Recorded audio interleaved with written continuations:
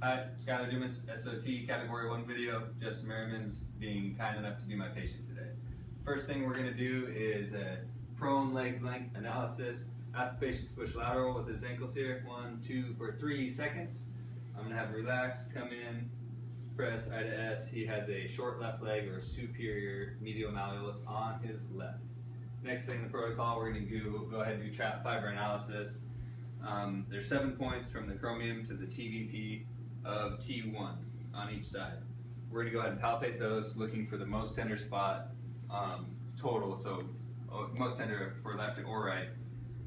Starting lateral with 1 to 2 to 3 to 4, which would be in the middle, these points being equal distance apart, to 5 to 6 to 7.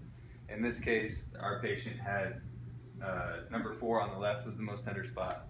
So we would go to the associated points, which would be cervical C4, T6, and L2. We palpate the spinous processes on those 3 points, looking for a tender spot.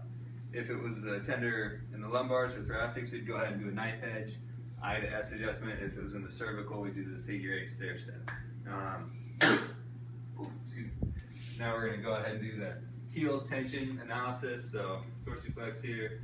Left is the tighter one. We can check the Achilles. It's also the thicker Achilles.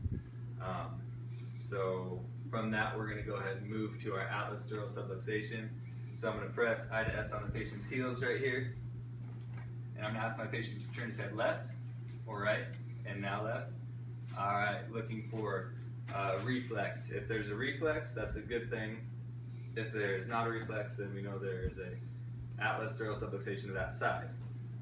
So to correct those, we would first go to the long leg side, which is this patient's right, and I'm going to go ahead and traction for about 5 seconds here. And then to the short leg side, and I would again traction, but this time I'm going to ask my patient to turn his head left and right.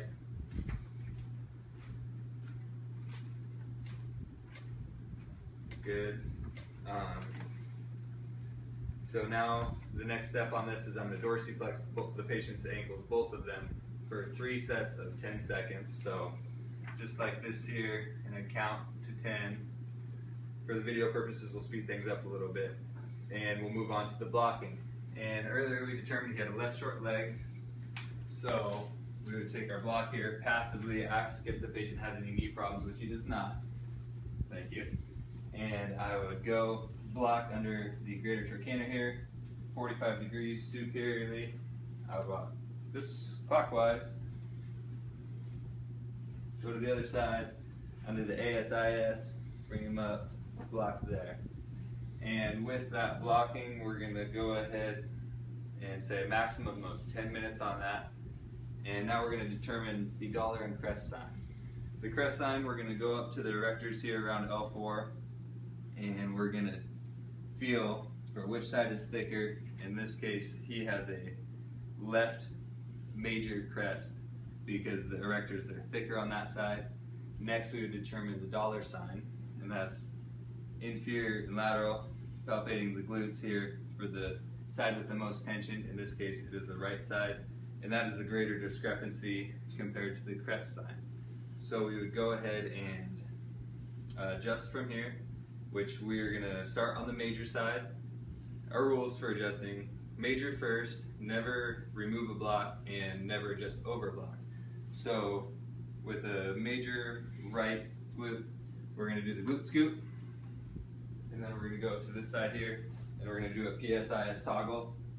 Boom. And that's what we got for the blocking. Now we're going to go ahead and do a sit check for the sacral base. And so I'm going to have my thumb here on the patient's L5 vertebra, fingers pointing superiorly. I'm going to ask my patient to cough for me. In this case, my thumb went straight posterior, indicating a sacral base positive. In that case, we're going to make these blocks smile. And I'm going to go ahead and move this block here. So we're smiling. And I'm going to contact the patient's sacral apex, and I'm going to ask the patient to take deep breaths in and out, and I'm going to push P to A on inhalation and relax on exhalation. And we're going to do this 2 to 3 times. Alright, so last but not least, we're going to go ahead and do the vasomotor, which I'd pull up this patient's shirt. You have permission to show your skin. Thanks, buddy. We're going to go ahead and look here through his thoracic and lumbars for any blanching or redness. And when I find that, I'm going to check the associated cervicals based on whatever thoracic area I find here. And when I do that, I'm going to go ahead and contact the associated cervical as I push I to S on the tender, or the most tender area of blanching. And when I start to begin to feel sweating on my hand on the cervicals, I'm going to contact this area where it's blanching, and I'm going to do an I to S knife edge thrust. And that's my video for category 1.